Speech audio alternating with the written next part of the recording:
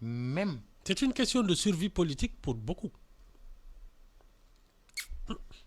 ñi amul woon base tey la ñuy am base ñi am base dañuy confirmer. Exactement te ku daanu moom balaa ngay jógaat di nga sonn. bu ñu ñëwee fii à la Médina ki nga xam ni moom moo di Bamba Fall. ma nga woon ca concert u Sidi Diop ba concert ba jax lool. mu ñëw nee na comme foofu Cheikh Ba lañ fa investir. Cheikh Ba la ñu tànn. mu ne ku dóor ñaari ministre DG du la jaaxal. oui mais nag na def ndànk de. ah na def ndànk de. parce mu que ne ku dóor ñaari ministre DG du la jaaxal moom kay moo wax loolu. oui mais xam nga configuration yi ak alliance yi bokkutul. configuration yi ak alliance yi bokkatuñu. waaw parce que benn bokk yaakaar ni ñu meloon 2014 ak ñi nekkoon ci seen biir bokkul ak ñi parce que ci seen biir dafa am parti socialiste. ci seen biir amoon dafa à l'époque non actuellement dafa am. réew mi oui ci seen biir actuellement dafa am. ñoom Pape Diop enfin pas Pape Diop. ñoom ci AFP. AFP ba léegi bon mais surtout réew mi moo jar parce que mooy gan bi. ak xëy na wàllu PDS bi ànd ak ñoom Oumar Sarr et compagnie ay xam nga dem nañu ak seen ay nit doo xam nag seen diisaay ci biir Ndakaaru ay Wade a perdu quand même des lieutenants te ñooñu ils ont rejoint le camp présidentiel. mais tout est effrité chez Wade tout Wade daal xam nga moom dafa jaaxal ay mbokkam. waaw doo ko mën parce que moom su gis nga ni muy génnee ak ni kii ngay xam yëf yi naka lañ koy mën a àtte parce que neex naqadi dafay koo xam ne dafa am bayre te ñor na ñor boo xam ne li muy def ku ko moytul day jaar sa kaw te xam naa ne comme narul su dee dafa bëgg a jël sa retraite dafa war a teg PDS ci loxo yu wóor yoo xam ne jël Dakar ci lay mais Wade ba léegi amul ku mu jox PDS gisu ko. ah doom ji kay. waaw mais doom ji. mais da koy moom lay lijjanti nit yi loo foog. su jëlee mairie Dakar gisuñu dara lu Wade di lijjanti fii depuis Massalikul Jinaan ba tey Wade ngi noonu. xam nga Wade nag. xam nga kañ lay gën a dangereux. soo ko déggul boobu ma ngay xalaat. Ablaye Wade est plus dangereux boo ko déggul. waaw moom du toog. fu mu fekk foo ko fekk mu ngi dugg di génn ak jigéen fi muy ni muy calculer ni muy xalaat. waaw maa ngi fàttaliku bi muy waaj a dugg ci gouvernement 91 boobu toog na 1 an di ko négocier ak ñoom Abdou Diouf. 1 an di ko négocier ak Abdou Diouf en 1991. lii muy dox ci suuf ak yi ñuy càmbar bi ci kaw bi muy xëy bés di annoncé ne bon day dugg ci gouvernement beeg yooyu ñii di xam di ximeeg yooyu te pourtant presque at négocier na ko ak ñoom Abdou Diouf te ay militants sax yëguñ ko foog naa Ousmane Ngom ak Idrissa Seck ñoo ko yëgoon mais sinon même Boubacar Sall à l'époque qui était numéro 2 officiellement il n'était pas au courant nga xam ne Wade mi attends def leen ci ndànk de man de moom laay déglu. yow Dakar lu muy jax yëpp Ablaye Wade rek ngay déglu. moom laay déglu moom mënoo ko ci bañ a boole. parce que c'est la mère des batailles. Dakar moom ci budget ci position institutionnelle ci poids dans l'électorat c'est un quart quand même là bon quand tu gagnes la ville département beeg yooyu da ngay xaw a gën a diis mais rien que la région de Dakar c'est presque un quart de l'électorat c'est la te présidentielle bi c'est dans 1 an et demi. présidentielle wan 2024. waaw calculez c'est dans 1 an et demi. 2022-2023 on est déjà dans la campagne c'est-à-dire 2022 bi su jeexee. tu es déjà dans la pré-campagne présidentielle. 2022 suñu demee ba nawet bi passé ba législative yi kii ba ku ne xam na nga toll la présidence on est déjà dans la présidentielle. janvier février 2023 rek xeex bi tàmbali. ku nekk di positionné pour nekk candidat. waaye kii yaa ngi fi mu tuddati loolu ngay wut balaa ngay ñëw dina seggati.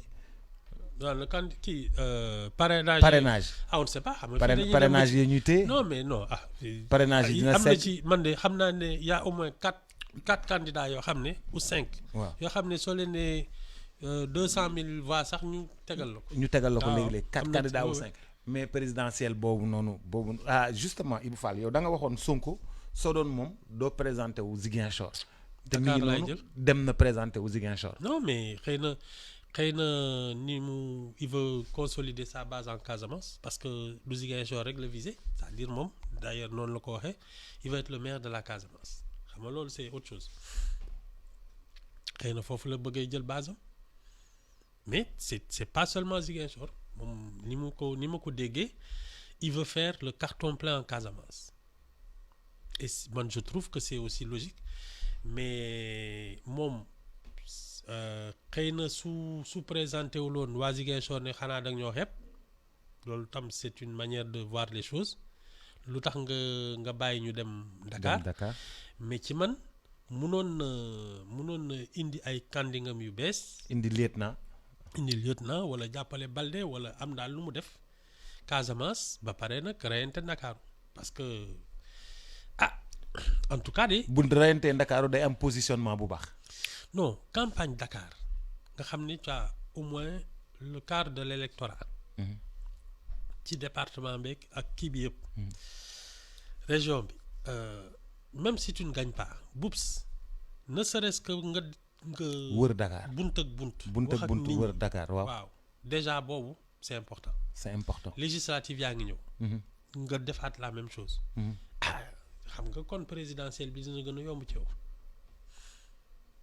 yow daal mais pour man surtout que Ziguinchor manifestement ñoom xam nañ ne il a une base affective déjà et puis ils lui veulent un destin national donc mën nañu dégg ne il va aller chercher la capitale loolu mën nañ ko dégg man de loolu laa jàpp xëy na nag dafay bañ a man de su doon man du ma bàyyi Ndakaaru moom laay téye 50 milliards de budget maire de Dakar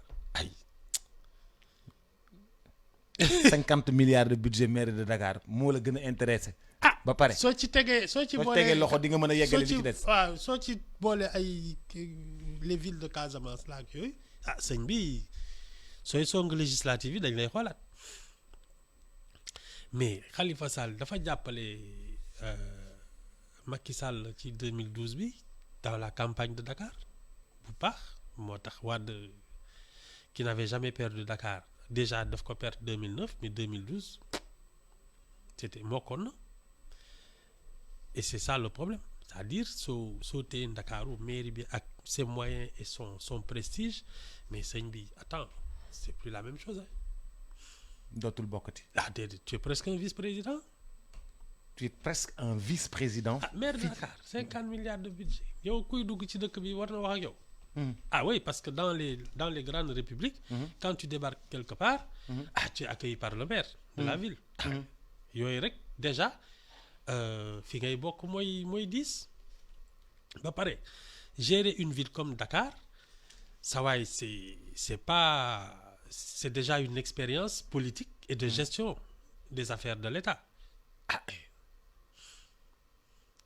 C'est une expérience à connaître ci homme politique bu bëgg a am envergure nationale. Gérer la capitale du pays ça va c'est pas rien.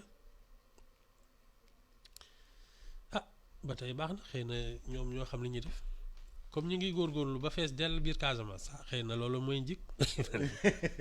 góorgóorlu lañ ba ñëpp fees dell Casamance. waaw Diourbel Dame Diop lañu teg mais ña mer tam bari nañ de. mais bon région bi ville bi je peux pas te dire mais parce que soo fàttali ko dernière élection yi kii amoon na fa doole lool Idrissa Seck dans tout le Baol est-ce que dina ko jàppale ci seen biir alliance wala dafa am moom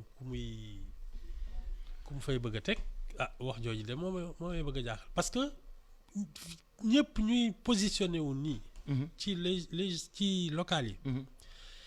il prépare les législatives il prépare la présidentielle donc ce sont des hommes de confiance de Macky Sall qu'il a envoyé au casse-pipe. waaw léegi nag ci seen résultats yi foog naa la ñuy toog ñoom daal di xam ndax dinañuy dem wala duñ dem. loolu de laa gis. yàlla baax na ba suba ak jàmm. waaw ba suba ak jàmm. suba moom ay faits divers la. waaw suba ay faits divers ñooy ñëw. mbaa du suñu waa ji day dellu si. non borom mal de dos bi du ñëwaat suñu waa ji du ñëwaat. réglé na problème am. ñu ngi koy réglé xam nga man moom damay lijjanti problème yëpp. kon de sañu ma laa laaj noo ko lijjantee. non jarul nga ma koy laaj.